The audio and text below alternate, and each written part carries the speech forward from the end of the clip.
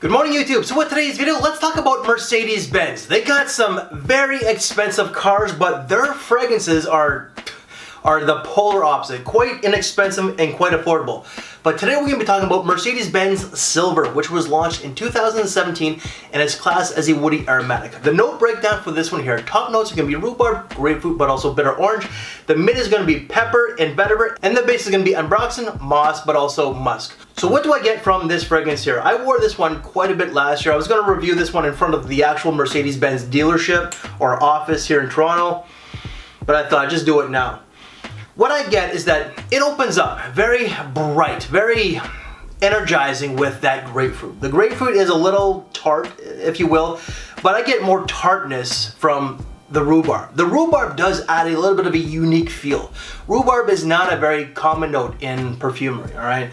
But you're also going to get the bitter orange. The bitter orange does add that bitterness, clearly just based off the name itself. But within a few minutes, like 3 to 5 minutes, as the dry down does go on, you're going to get that vetiver, but also the ambroxan. The ambroxan is listed as a base note. I get it in like within a few minutes. The ambroxan makes this a very airy scent.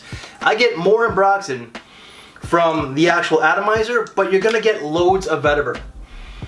The vetiver in this adds that masculinity to it. It's a nice, clean type of vetiver. It is earthy, it is woody, but it's not like an Encre Noir type of vetiver. That is just like polarizing to my nose.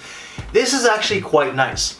And then towards the base, you're still going to maintain that freshness from like whether it's the ambroxan, but it's a fresh, clean musk that does come out. But that vetiver does maintain, and it becomes a little bit more woody towards the base, alright? From top to bottom, this fragrance is very enjoyable. So it opens up fresh and citrusy, which does maintain, but it becomes earthy and more fresh with that ambroxan. And then towards the base, it becomes more earthy and musky. The musk in this is actually quite nice. This fragrance as well does get comparisons to Karl Lagerfeld Vetiver something. The bottle is right here. I gotta be honest, I've never smelled that fragrance, and shamefully I will admit that I've never smelled a Karl Lagerfeld fragrance. I don't know, maybe it's just, it never really appealed to me, the brand itself, but I will have to look into it, as a lot of their offerings is quite inexpensive, and I'm the cheapie guy, right? This also gets comparisons to Terre d'Hermes, which I can say it does get some similarities because of that tartness, that bitterness, but also that vetiver. However, this is a different fragrance than Terre d'Hermes. I prefer this one. Terre d'Hermes comes across as quite nice, but a little bit more, maybe a little bit more polished, a little bit more refined, but it's definitely a little bit more expensive than this one here.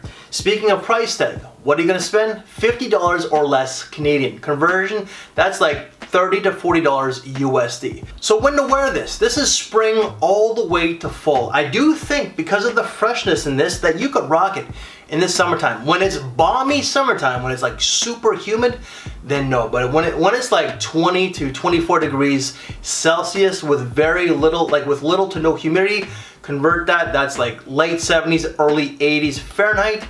This will do pretty damn good. Versatility, this is more of a casual fragrance, so you could wear it like this. This is the ends that I'm representing. This is Bishop Brigante, battle rap legend. Bishop Brigante's clothing merch. This is a free plug. If you want to check him out, all his links will be down below. But as well, this is an excellent office fragrance.